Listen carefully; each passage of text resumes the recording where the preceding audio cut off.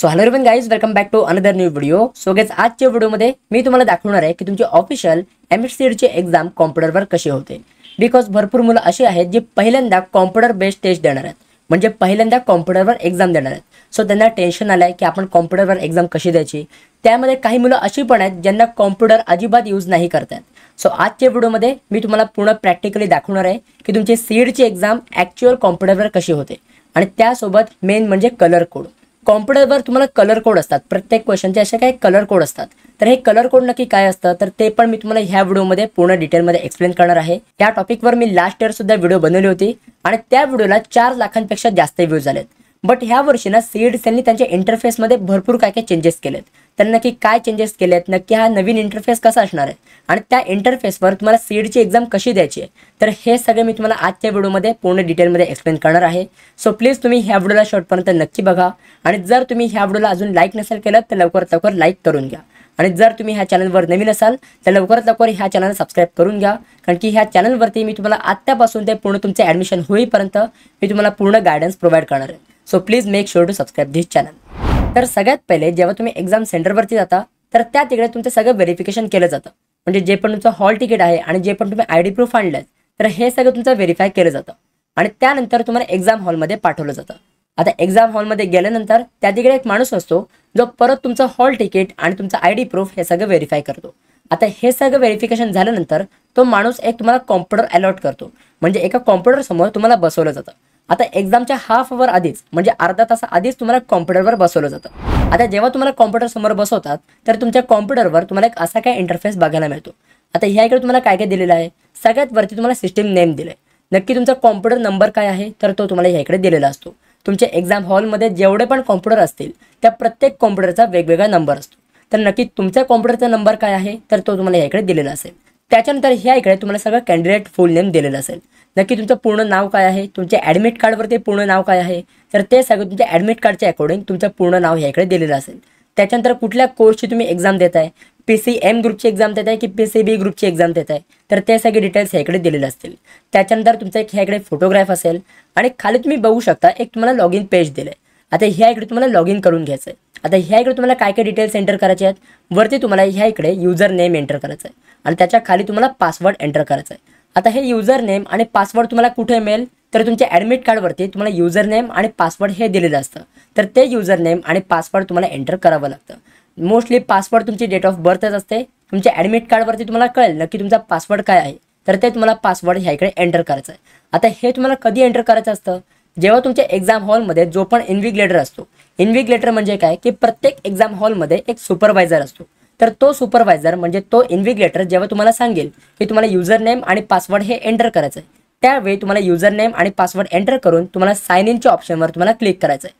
आता sign in केल्यानंतर तुमच्यासमोर एक असा इंटरफेस ओपन होईल. या इकडे सगळे तुम्हाला इन्स्ट्रक्शन दिलेले आहेत, जे पण एक्झामचे इन्स्ट्रक्शन आहेत तर हे सगळं तुम्हाला ह्याकडे दिलेलं असतं. तर हे सगळं तुम्हाला रीड करून घ्यायचं आहे.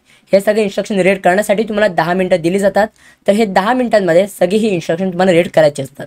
आता नक्की काय इन्स्ट्रक्शन आहेत हे मी तुम्हाला पुढे सांगणारच आहे, बट स्टील मी ह्याकडे इन शॉर्ट मी तुम्हाला सांगतोय. या इकडे वरती तुम्हाला काय दिलेलं असतं, इकडे तुमचे सांगतात की तुम्हाला टोटल 150 क्वेश्चन असणार आहेत. फिजिक्सचे 50 क्वेश्चन, केमिस्ट्रीचे 50 क्वेश्चन, मॅथमॅटिक्सचे 50 क्वेश्चन. फिजिक्स आणि केमिस्ट्रीच्या 50 क्वेश्चनमध्ये प्रत्येक क्वेश्चनला 1-1 मार्क असेल आणि मॅथमॅटिक्सच्या 50 क्वेश्चनमध्ये प्रत्येक क्वेश्चनला 2 मार्क असतील. त्याच्यानंतर ही एक्झाम 180 मिनिट्सची असेल, म्हणजे टोटल 3 आवर्सचा तुमचा सीईडीचा पेपर असेल आणि ह्यामध्ये कुठलेही निगेटिव्ह मार्किंग नसणार आहे. जसं JEEला निगेटिव्ह मार्किंग असतं तसं सीईडीच्या एक्झाममध्ये निगेटिव्ह मार्किंग नसतं. तर हे सगळं तुम्हाला ह्याकडे इन्स्ट्रक्शन दिले जातात. त्याच्यानंतर तुम्हाला आन्सर कसं करायचं आहे तर हे सगळं तुम्हाला इन्स्ट्रक्शन याकडे दिलेलं आहे. खाली तुम्हाला एक नेव्हिगेशन बटन दिले. आता हे तुमचे ह्याकडे खूप इम्पॉर्टंट आहेत. हे तुमचे कलर कोड असतात.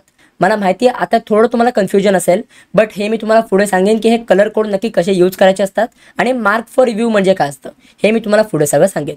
खाली तुम्हाला सगळं दिलं आहे अबाउट प्रिव्ह्यू अँड सबमिशन, नक्की सबमिशन कसं असतं. त्याच्यानंतर खाली तुम्हाला काय दिलं आहे, please note that you will not be permitted to submit your test before this stipulated time. म्हणजे तुमच्या 180 मिनिटच्या आधी तुम्ही पेपर सबमिट नाही करू शकत. म्हणजे जर तुम्ही असं म्हणत असाल की दादा जर माझा पेपर 180 मिनिट्सच्या आधीच कंप्लीट झाला तर मी पेपर सबमिट करून घरी जाऊ शकतो का, तर तसं चालणार नाही आहे. जरी तुमचा पेपर आधीच कंप्लीट झाला असेल तरी पण तुम्हाला पूर्ण 180 मिनिट्स म्हणजे पूर्ण तुम्हाला 3 तास बसावंच लागणार आहे आणि तुमचे 180 मिनिट्स कंप्लीट झाल्यानंतरच तुम्ही एक्झामवरनं उठू शकता, म्हणजे तुमच्या सीटवरनं उठू शकता आणि तेव्हा तुमचा पेपर जो आहे तुमचा ऑटोमॅटिकली सबमिट होऊन जाईल. तर त्यामुळे एक तुम्ही लक्षात ठेवा की 180 मिनिट्सच्या आधी तुम्ही पेपर सबमिट नाही करू शकत. आता खाली तुम्हाला एक रेडमध्ये इन्स्ट्रक्शन दिलं आहे, I have read and accept the disclaimer terms and conditions and understood the instruction given above. म्हणजे मी सगळे इन्स्ट्रक्शन वाचलेले आहेत आणि मला सगळं टर्म्स अँड कंडिशन हे समजलेत. आता ह्या इकडे एक तुम्ही लक्षात घ्या की ह्या पॉईंटला टिक करायच्या आधी जो पण तुमचा कॉम्प्युटर आहे त्या कॉम्प्युटरची स्क्रीन ही बरोबर वर्क करते की नाही हे तुम्ही बघून घ्या. म्हणजे कॉम्प्युटरची स्क्रीन मध्येच बंधनं न पडत आहे तर हे तुम्ही चेक करून घ्या. प्लस त्या कॉम्प्युटरचा जो पण काय माऊस आहे तर तो माऊस बरोबर फंक्शन करतोय की नाही, म्हणजे तो माऊस बरोबर वर्क करतोय की नाही तर ते पण तुम्ही चेक करा. कारण की बऱ्याच कंडिशनमध्ये काय होतं की ज्या पण कॉम्प्युटरवर तुम्ही बसता तो कॉम्प्युटर कधी कधी खराब झालेला असतो, त्याची मध्ये स्क्रीन ही बंद पडते. काय काय कॉम्प्युटरचा जो माऊस आहे हा बरोबर काम नाही करत, त्याचा लेफ्ट क्लिक नीट होत नाही. तर जो पण तुम्हाला माऊस वगैरे दिला जातो ज्या पण कॉम्प्युटरवर तुम्ही बसलात तर त्या कॉम्प्युटरचा माऊस हा बरोबर वर्क करतो की नाही हे सगळं तुम्ही चेक करून घ्या. त्याचा लेफ्ट क्लिक जो आहे हा इम्पॉर्टंट असणार आहे. कारण की पुढे तुम्ही जेव्हा पण आता एक्झाम कंटिन्यू कराल तर त्या तिकडे तुम्हाला जे पण ऑप्शन सिलेक्ट करायला येतील तर तो ऑप्शन तुम्हाला सिलेक्ट करण्यासाठी तुम्हाला हा लेफ्ट क्लिकच कामाला येणार आहे. आता जर हा लेफ्ट क्लिक हा जर वर्कच करत नसेल तर तुम्ही त्याचे आन्सर कसं सिलेक्ट करू शकता. तर त्याच्यामुळे आधी सगळे कॉम्पोनंट्स हे वर्क करतायत की नाही तर हे सगळं तुम्ही चेक करून घ्या. जर तुम्हाला वाटत असेल की नाही यार माझ्या माऊसमध्ये काहीतरी फॉल्ट आहे, माझा माऊस नीट वर्क नाही करत आहे, लेफ्ट क्लिक होत नाही, तर लगेच तुम्ही तुमच्या एक्झाम हॉलमध्ये जो पण इन्व्हिजिलेटर आहे जो पण सुपरवायझर आहे त्याला तुम्ही इन्फॉर्म करा. तो सुपरवायझर तुम्हाला एकतर माऊस हा चेंज करून देईल नाहीतर तुम्हाला दुसऱ्या कॉम्प्युटरवरती बसवला जाईल. तर हे सगळं तुम्हाला इन्स्ट्रक्शन चेक करून घ्यायचे आहेत, सगळं तुम्हाला नीट केअरफुली रीड करायचं आहे आणि त्याच्यानंतरच तुम्हाला ह्या रेड जे टेक्स्ट दिलेला आहे हे इकडे जो चेकबॉक्स दिलेला आहे त्याच्यावरती तुम्हाला क्लिक करायचं आहे. आता इकडे तुम्ही क्लिक केल्यानंतर इकडे तुम्हाला एक ऑप्शन दिलेला आहे I am ready to begin. आता जेव्हा तुमच्या एक्झामचा इन्व्हिजिलेटर म्हणजे सुपरवायझर जेव्हा तुम्हाला सांगेल की आता इन्स्ट्रक्शन रीड करून झाले असतील तर तुम्ही एक्झामला स्टार्ट करू शकता, तर तेव्हा तुम्हाला I am ready to begin हे ऑप्शनवर तुम्हाला क्लिक करायचं आहे. आता ह्याच्यावर तुम्ही क्लिक केल्यानंतर तुमची ॲक्च्युअल एक्झाम ही तुमची स्टार्ट होईल. आता एकदा तुम्ही एक्झामला स्टार्ट केल्यानंतर तुम्हाला एक असा काय इंटरफेस बघायला मिळेल. इकडे तुमची एक्झाम ही स्टार्ट झालेली असेल, तुम्हाला सगळ्यात पहिला क्वेश्चन बघायला मिळेल. आता सगळ्यात पहिला क्वेश्चन कुठल्या सब्जेक्टचा येईल तो तुमचा फिजिक्स सब्जेक्टचा येईल. तर इथे माझा फिजिक्स सेक्शन ओपन झाला आहे, इथे आपल्याला वरती पण दिलेलं आहे सेक्शन कुठला सुरू आहे तर फिजिक्स सेक्शन. तर ह्याच्यावर तुम्हाला क्लिक करायचं आहे. तुम्हाला 2 ऑप्शन दिले जातील फिजिक्स अँड केमिस्ट्री. आता जर तुम्हाला केमिस्ट्री सॉल्व करायचं असेल तर तुम्ही केमिस्ट्रीवर क्लिक करून तुम्ही डायरेक्टली केमिस्ट्रीच्या सेक्शनवर सॉल्व करू शकता, म्हणजे केमिस्ट्रीच्या सेक्शनवर तुम्ही जंप करू शकता. आता तुम्हाला याकडे प्रश्न पडला असेल की आपण तर 3 सब्जेक्टची एक्झाम देतोय, फिजिक्स केमिस्ट्री मॅथमॅटिक्स किंवा फिजिक्स केमिस्ट्री बायोलॉजी. बट जर तुम्ही ते बघितलं तर सेक्शनमध्ये तुम्हाला फक्त 2च ऑप्शन दिलेत फिजिक्स अँड केमिस्ट्री. आपल्याला इथे मॅथमॅटिक्स किंवा बायोलॉजी हे आता आपल्याला ऑप्शन नाही दिलेत. हे का नाही दिलेत? कारण की CET सेलचा एक रूल आहे की तुम्हाला सगळ्यात पहिल्या 90 मिनिट्समध्ये तुम्हाला फिजिक्स अँड केमिस्ट्री हे 2 पेपर तुम्हाला सॉल्व करायचे असतात. जर तुम्हाला पाहिजे असेल तर सगळ्यात पहिले तुम्ही केमिस्ट्री सॉल्व करायला घेऊ शकता, जर तुम्हाला पाहिजे असेल तर सगळ्यात पहिले तुम्ही फिजिक्स सॉल्व करायला घेऊ शकता. बट तुम्ही सगळ्यात पहिले तुम्ही मॅथमॅटिक्स किंवा बायोलॉजी हे तुम्ही सॉल्व नाही करू शकत. तुम्हाला सगळ्यात पहिले फिजिक्स अँड केमिस्ट्री हेच तुम्हाला सॉल्व करावे लागतील. कारण की पहिले 90 मिनिट्स कंप्लीट झाल्यानंतर तुमचे फिजिक्स अँड केमिस्ट्री हे पेपर तुमचे लॉक होतात आणि पुढच्या 90 मिनिट्समध्ये तुमचा मॅथमॅटिक्स किंवा बायोलॉजी हे पेपर तुमचे अनलॉक होतात. आणि एकदा तुमचा मॅथमॅटिक्स किंवा बायोलॉजी हा पेपर तुमचा अनलॉक झाला त्याच्यानंतर तुम्ही परत फिजिक्स अँड केमिस्ट्री म्हणजे परत तुम्ही फिजिक्स अँड केमिस्ट्रीमध्ये शिफ्ट नाही करू शकत. तुम्हाला कंपल्सरीली मॅथमॅटिक्स किंवा बायोलॉजी तोच तुम्हाला सब्जेक्ट सॉल्व करावा लागेल. त्याच्यानंतर इकडे तुम्हाला झूमचं ऑप्शन दिलं आहे. आता झूमचं ऑप्शन म्हणजे काय की जर तुम्हाला क्वेश्चन थोडा मोठा करायचा असेल तर तुम्ही 150% करू शकता, 200% करू शकता, तुम्ही 400% पर्यंत झूम करू शकता. तर इकडे तुम्हाला झूमचं ऑप्शन दिलेलं आहे. त्याच्यानंतर इकडे तुम्हाला लॉक टेबलचं ऑप्शन दिलं आहे. म्हणजे जर तुम्हाला लॉक टेबल ओपन करायचं असेल तर ह्या इकडे तुम्हाला ऑप्शन दिलं आहे, त्यावर क्लिक करून तुम्ही लॉक टेबल हे ओपन करू शकता. आता इकडे एक तुम्ही लक्षात घ्या की तुम्हाला लॉक टेबल हे घेऊन नाही जायचं आहे. इकडे तुम्हाला कॉम्प्युटरवरती लॉक टेबल दिलेलं असतं, तर त्यामुळे तुम्हाला लॉक टेबल वगैरे घेऊन नाही जायचं आहे. त्याच्यानंतर ह्या इकडे तुम्हाला मार्क फॉर रिव्ह्यू हा एक तुम्हाला ऑप्शन दिला आहे. आता हा ऑप्शन तुम्हाला कधी टिक करायचा आहे हे मी तुम्हाला येणाऱ्या टाईममध्ये सांगेन. तुम्ही आता त्याचं टेन्शन घेऊ नका. जसं आपण पुढे समजत जाऊ तसं मी तुम्हाला सांगेन की कधी हा ऑप्शन तुम्हाला टिक करायचा आहे. आता लेफ्ट साईडला तुम्ही ते बघू शकता, इकडे सगळं तुम्हाला क्वेश्चन नंबर पॅनल दिलं आहे. आता क्वेश्चन नंबर पॅनल म्हणजे काय, तुम्ही इकडे बघितलं तर इकडे तुम्हाला सगळे नंबर्स दिले आहेत 1 2 3 4 5 टोटल आपल्याला 50 नंबर्स दिले आहेत. आता हे फक्त नंबर्स नाही आहेत, हे तुमचे क्वेश्चन नंबर आहेत. ज्या पण नंबरवर तुम्ही क्लिक कराल त्या नंबरचा क्वेश्चन तुमचा हा ओपन होईल. आता सपोज जर मला 39 नंबरचा क्वेश्चन सॉल्व्ह करायचा असेल तर मी जर 39वर क्लिक केलं तर तुम्ही ते बघू शकता मला 39 नंबरचा क्वेश्चन ह्या इकडे ओपन होईल. ओके, आता मी ते एक नंबर 1वरच क्लिक करतो. आता नंतर आपल्याला खाली काय दिलं आहे, समरी दिली आहे.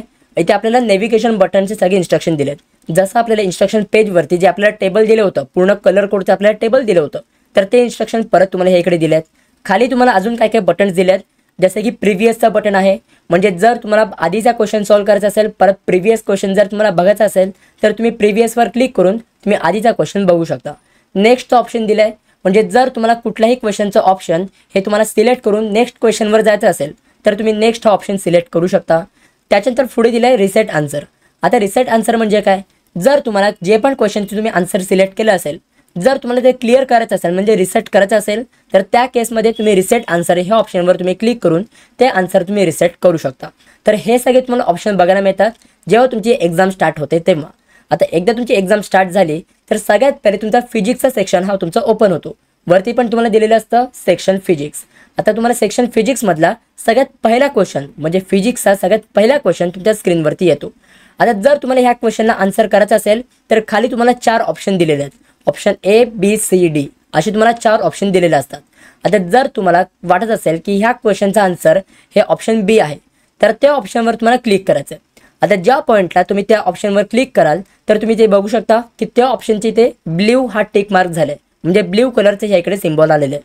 आणि प्लस तुम्ही इथे जर बघितलं तर क्वेश्चन नंबर पॅनलमध्ये क्वेश्चन नंबर 1 मध्ये हा ग्रीन ऑप्शन दिला आहे, म्हणजे क्वेश्चन नंबर 1 हा ग्रीन झाला आहे. जर तुम्ही आधी बघितलं असेल म्हणजे मी ह्या क्वेश्चनला रिसेट करतो. बघा मी रिसेट ऑप्शनवर क्लिक केल्यानंतर हा क्वेश्चन रिसेट झाला. आता तुम्ही ते बघू शकता की ह्या इकडे क्वेश्चन नंबर 1 हा रेड कलरमध्ये दिला आहे. आता रेड कलर म्हणजे काय, की रेड कलर म्हणजे त्या क्वेश्चनला तुम्ही बघितलंय, तो क्वेश्चन तुमच्या डोळ्यासमोर आलाय, बट त्या क्वेश्चनला तुम्ही अजून आन्सर केलेलं नाही आहे, तुम्ही कुठलाही ऑप्शन सिलेक्ट केला नाही आहे, तर त्या केसमध्ये तुम्हाला असा रेड कलरचा ऑप्शन बघायला मिळतो. आता जर तुम्ही त्या क्वेश्चनचा आन्सर हे तुम्ही सिलेक्ट केलात, म्हणजे जर तुम्ही ऑप्शन B हा तुम्ही सिलेक्ट केलात तर त्या पॉईंटला क्वेश्चन नंबर 1 हा ग्रीन कलरमध्ये होतो. ग्रीन कलर म्हणजे काय, की त्या क्वेश्चनचा आन्सर हे तुम्ही सेव्ह केलेले आहेत, त्या क्वेश्चनचा आन्सर हे तुम्ही सिलेक्ट केलेले आहेत. आता एकदा तुम्ही आन्सर सिलेक्ट केल्यानंतर जर तुम्हाला नेक्स्ट क्वेश्चनवर जायचं असेल तर खाली तुम्हाला ऑप्शन दिला आहे नेक्स्ट म्हणून, तर त्या ऑप्शनवर तुम्हाला क्लिक करायचं आहे. एकदा तुम्ही नेक्स्टवर क्लिक केल्यानंतर तुमच्यासमोर क्वेश्चन नंबर 2 हा तुमचा ओपन होईल. क्वेश्चन नंबर 2 पण तुमचा फिजिक्सच असेल, कारण की आता आपला फिजिक्सचा सेक्शन सुरू आहे. तर जे पण तुमचे 50 क्वेश्चन असतील तर हे सगळे तुमचे फिजिक्सच येतील. आता आपल्यासमोर क्वेश्चन नंबर 2 हा ओपन झाला आहे. जर आपण क्वेश्चन नंबर 1 बघितला तर तो ग्रीन कलरमध्ये आणि क्वेश्चन नंबर 2 हा रेड कलरमध्ये. आता क्वेश्चन नंबर 2 रेड कलरमध्ये का आहे, कारण की आपल्यासमोर क्वेश्चन नंबर 2 आला आहे, बट अजून आपण क्वेश्चन नंबर 2चा आन्सर हे सिलेक्ट नाही केलं आहे. आपण क्वेश्चन नंबर 1चा आन्सर हे सिलेक्ट केलं आहे, बट क्वेश्चन नंबर 2चा आन्सर हे सिलेक्ट नाही केलं आहे, तर त्यामुळे क्वेश्चन नंबर 2 हा रेड कलरमध्ये आला आहे. आता जर आपण क्वेश्चन नंबर 2चा आन्सर हे आपण सिलेक्ट केलं, म्हणजे जर मला वाटतं की ह्या क्वेश्चनचा आन्सर हे ऑप्शन C आहे आणि मी ऑप्शन C सिलेक्ट केलं तर तुम्ही ते बघू शकता की क्वेश्चन नंबर 2 हा ग्रीन कलरमध्ये झाला आहे. आता एकदा तुम्ही क्वेश्चन नंबर 2चा आन्सर हे तुम्ही सिलेक्ट केलं आणि जर तुम्हाला वाटतंय की ते ऑप्शन हे करेक्ट आहे, ते आन्सर हे तुमचा करेक्टच आहे आणि जर तुम्हाला पुढच्या क्वेश्चनवर जायचं असेल तर त्या केसमध्ये तुम्ही नेक्स्ट हा ऑप्शन तुम्ही सिलेक्ट करू शकता. बट जर तुम्हाला आठवलं की यार नाही मी ते ऑप्शन चुकीचं सिलेक्ट केलं, त्या क्वेश्चनचा आन्सर इनकरेक्ट आहे, तुम्हाला जर परत 5च्या क्वेश्चनमध्ये जायचं असेल तर तुम्हाला प्रिव्हियसचं ऑप्शन दिलं आहे, तर प्रिव्हियसच्या ऑप्शनवर क्लिक करून तुम्ही परत क्वेश्चन नंबर 2वर तुम्ही शिफ्ट करू शकता. तुमच्याकडे अजून एक ऑप्शन आहे, तुम्ही डायरेक्टली हा क्वेश्चन नंबर 2चा ऑप्शन दिला आहे, तुम्हाला क्वेश्चन नंबर पॅनलवरती जो तुम्हाला क्वेश्चन नंबर 2चा ऑप्शन दिला आहे त्यावर क्लिक करून पण तुम्ही डायरेक्टली क्वेश्चन नंबर 2वर तुम्ही शिफ्ट होऊ शकता. आता मी याकडे क्वेश्चन नंबर 2वर क्लिक करेन, बट ह्या इकडे मी क्वेश्चन नंबर 2चा आन्सर जे मी इकडे रॉंग सिलेक्ट केलं होतं ते मी ह्या इकडे करेक्ट करेन, म्हणजे ह्या इकडे मी ऑप्शन चेंज करेन. आता हे ऑप्शन चेंज करून तुम्ही डायरेक्टली नेक्स्टवर क्लिक करू शकता. म्हणजे जरी तुम्ही कुठल्याही क्वेश्चनचा आन्सर हे तुम्ही सेव्ह केलं असेल तरी पण तुम्ही त्या क्वेश्चनचा आन्सर हे तुम्ही चेंज करू शकता. आता नेक्स्टवर क्लिक केल्यानंतर तुमच्यासमोर क्वेश्चन नंबर 3 हा ओपन होईल. आता ह्या इकडे मला असं वाटतं की ह्या क्वेश्चन नंबर 3चा ऑप्शन हा A असेल. आता मी A ऑप्शनवर क्लिक केलं, बट लगेच मला स्ट्राईक झालं की यार नाही A नसेल, ह्याचं ऑप्शन D असू शकतं. आता जर मला D ऑप्शनवर स्विच करायचं असेल तर मी डायरेक्टली ऑप्शन Dवर ह्या इकडे क्लिक करेन. तुम्ही ते बघू शकता मी आधी ऑप्शन A सिलेक्ट केलं होतं, बट नंतर मला वाटलं की ऑप्शन D हे करेक्ट असू शकतं, तर मी लगेच ऑप्शन Dवर सिलेक्ट केलं. बट परत मला असं वाटलं की नाही ह्याचं ऑप्शन बी हे असू शकतं, तर मी लगेच ऑप्शन बी वर क्लिक करू शकतो. तर तुम्ही ते ऑप्शनवर तुम्ही डायरेक्टली सिलेक्ट करू शकता. म्हणजे जर तुम्हाला असं वाटत असेल की नाही यार हे ऑप्शन बरोबर नाही आहे, ह्याचं ऑप्शन बी आहे, तर तुम्ही डायरेक्टली बी ऑप्शनवर क्लिक करू शकता. तर आज तुम्ही ऑप्शनमध्ये स्विचिंग सुद्धा करू शकता. आणि जर तुम्हाला हा क्वेश्चन पूर्ण इरेज करायचा असेल, म्हणजे जे पण तुम्ही सिलेक्ट केलंय हे सगळं तुम्हाला अनसिलेक्ट करायचं असेल, तर तुम्ही डायरेक्टली रिसेट आन्सर हे ऑप्शनवर क्लिक करून तुम्ही आन्सर जे आहे हे तुम्ही रिसेट करून घेऊ शकता. म्हणजे तुम्ही ते बघू शकता की मी ह्या इकडे ऑप्शन बी वर सिलेक्ट केलं होतं, बट रिसेट आन्सरवर क्लिक केल्यामुळे सगळे ऑप्शन हे रिसेट झालेत. आता मला परत हे ऑप्शन सिलेक्ट करायचं ऑप्शन आलं. आता जर मला असं वाटत असेल की नाही यार हा क्वेश्चन खूपच डिफिकल्ट आहे, मला सगळ्यात पहिले इझी क्वेश्चन सॉल्व्ह करून घ्यायचे आहेत आणि नंतर हे जे डिफिकल्ट क्वेश्चन आहेत हे मी नंतर सॉल्व्ह करेन, तर त्या केसमध्ये तुम्ही ह्या इकडे मार्क फॉर रिव्ह्यू हा जो ऑप्शन आहे हा तुम्ही सिलेक्ट करू शकता.